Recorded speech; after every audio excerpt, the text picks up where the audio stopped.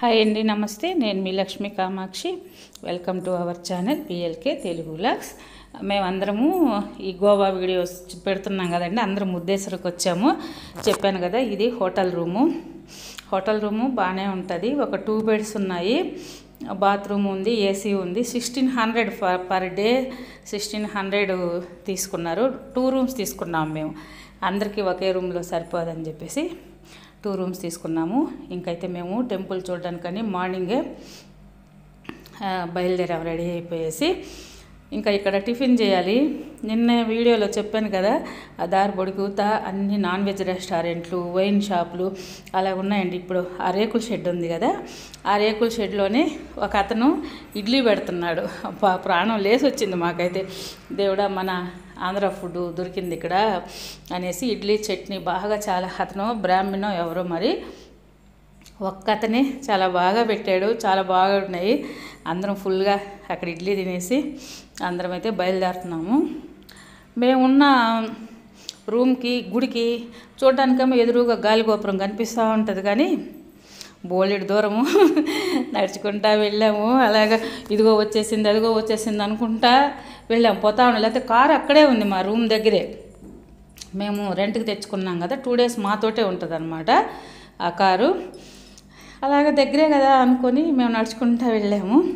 ఆ దగ్గరికి వచ్చాక ఫస్ట్ ఈ కోనేరు, ఇక్కడ ఈ కోనేరు భలే ఉందండి, సూపర్గా ఉంది. ఆ టెంపుల్కి ముందు ముందు ఇది ఈ గుడి గురించి చెప్పాలి. ఇది ఒక పర్వతము, సముద్రము, 3 వైపులా సముద్రం ఉంటుంది. ఒక సైడే దారి ఉంటుంది అన్నమాట. మీకు మనకు డ్రోన్ కానీ ఉంటే పైనుంచి వీడియో తీస్తే భలే ఉంటుంది. ఎవరన్నా మామూలుగా యూట్యూబ్లోనన్నా మురుదేశ్వర్ టెంపుల్ అని కొట్టారంటే అది వస్తుంది. 3 సైడ్స్ సముద్రం ఉంటుంది. ఒక సైడే మనం గుడికి వెళ్ళడానికి అది తోవ ఉంటుంది అన్నమాట. మనము గుడికి వెళ్ళే ముందు ఇది ఒక కోనేరు ఉంటుంది. మనకి అక్కడ కూడా మీరు గమనించి ఉంటారు, శివాలయాల్లో ఎక్కువ కోనేరు ఉంటుంది. కొంచెం దూరంలోనైనా ఒక కోనేరు ఉంటుంది ఖచ్చితంగా. ఇది భలే బాగున్నది. లోపల మెట్లుగా బాగా అది ఒక డిఫరెంట్గా అనిపించింది నాకు. మామూలుగా మన సైడ్ కోనేరులు 4 సైడ్లు దిగడానికి ఒకే మెట్లు అలాగుంటుంది. ఇది అలా కాకుండా సైడ్కి ఎక్కడానికి, ఈ సైడ్కి ఎక్కడానికి అన్నట్టు స్టెప్పులుగా ఉండిందనమాట. మా అమ్మ కూడా పాపము మామూలుగా అయితే నడవలేదు. అమ్మకు బాగా మంచి హుషారే వచ్చింది. ఈ ట్రిప్పులు అయితే దేవుడే బాగా నడిపించుకొని తీసుకెళ్ళాడు అనిపించింది. చిన్నగా నడుచుకుంటా వెళ్ళాము. ఇక్కడ ఈ కోనేరు ముందు కొంచెం అలా చూసుకొని ఇక్కడ కొన్ని ఫోటోలు తీసుకున్నాము. గోపురము అది దూరం నుంచి ఎలా ఉంటుంది అనేది అంతా మీకు ఈ వీడియోలో చూపెడతాను. ఇక్కడ నుంచి గుడి లోపల వెళ్ళే వరకే ఈ వీడియో ఉంటుంది. లోపలంతా నెక్స్ట్ వీడియోలో ఆ గుడి ఆ వెనక సైడు, ఆ గోపురం వెనక సైడు పెద్ద శివుని విగ్రహం ఉంది కదా, అది ఆ గోపురం కూడా మన వరల్డ్లోనో ఏషియాలోనో అంత పెద్ద గోపురం అన్నమాట. అది ఎన్ని అంతస్తులో, 27 అంతస్తులో ఏమో గోపురం. అది నాకు ఐడియా లేదు. మీకు ఎవరికైనా ఐడియా ఉంటే ఒక కామెంట్ చేయండి. ఆ శివుని విగ్రహం కూడా మన ఇండియాలోనే వరల్డ్లోనో మరి సెకండ్దంట అంత పెద్ద శివుని విగ్రహము. ఇక్కడే ఉందంట అంత శివుని విగ్రహము. చాలా బాగుంటుందండి. అసలు ఖచ్చితంగా కర్ణాటక వెళ్ళిన వాళ్ళు కానీ గోవా వెళ్ళిన వాళ్ళు అయితే బీచ్లు అక్కడే ఎంజాయ్ చేయాలనుకోకుండా ఒకరోజు టైం తీసుకొని కంపల్సరీ ఈ గుళ్ళు 2 రోజులు పడుతుంది. మురుదేశ్వరు, గోకర్ణ అవి 2 రోజులు టైం తీసుకొని మీరు ఈ టూర్ వేసుకోండి. ఎప్పుడన్నా హాలిడేస్ వెకేషన్ అప్పుడు చాలా బాగుంటుంది. అసలు ఒక అద్భుతంలాగా. అది కూడా నేను చెప్తున్నాను, స్వామి అనుగ్రహం లేనిది మనమైతే పోలేము. ఎన్నిసార్లు అనుకున్నా భగవంతుడి దయ. అది చూడండి, విగ్రహము గోపురము ఎలా కనిపిస్తాయో. ఫస్ట్ గోపురం ఉంటుంది, ఆ లోపల గుడి ఉంటుంది అనమాట, మెయిన్ గుడి. ఇది గోకర్ణ గురించి ఒక చరిత్ర ఉన్నది. అది ఏమంటామంటే, రావణాసురుడు ఆత్మలింగం తేవడానికి తపస్సు చేస్తాడు కదా, దానికి సంబంధించి శివుడు ఆత్మలింగం ఇస్తాడు, దానికి సంబంధించిన చరిత్ర అనమాట.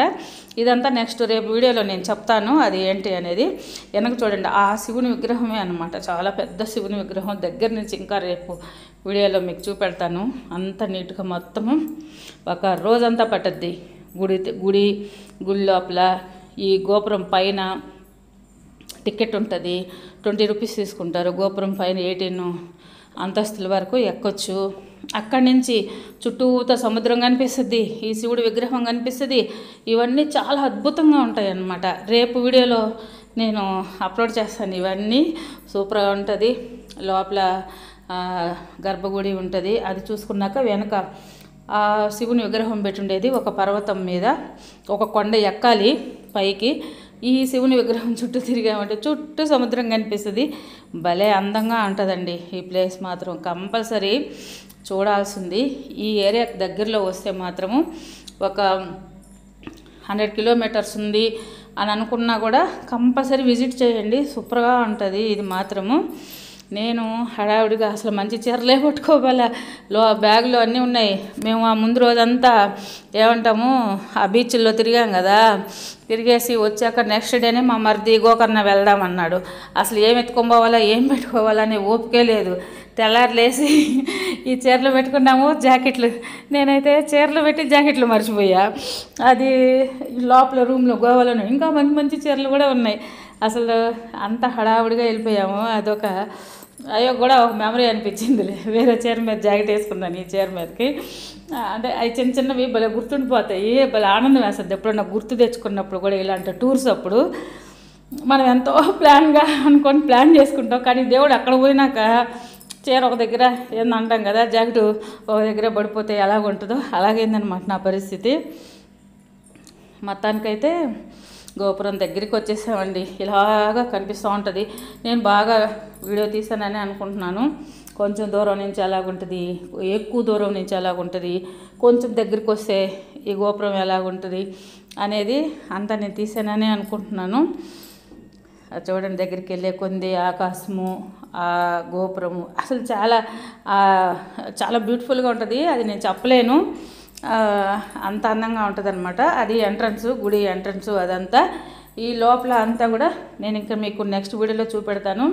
నా వీడియో కొత్తగా ఎవరైనా చూస్తూ ఉంటే ప్లీజ్ సబ్స్క్రైబ్ చేయండి, లైక్ చేయండి, కామెంట్ చేయండి, షేర్ చేయండి. థ్యాంక్ యూ అండి. బాయ్.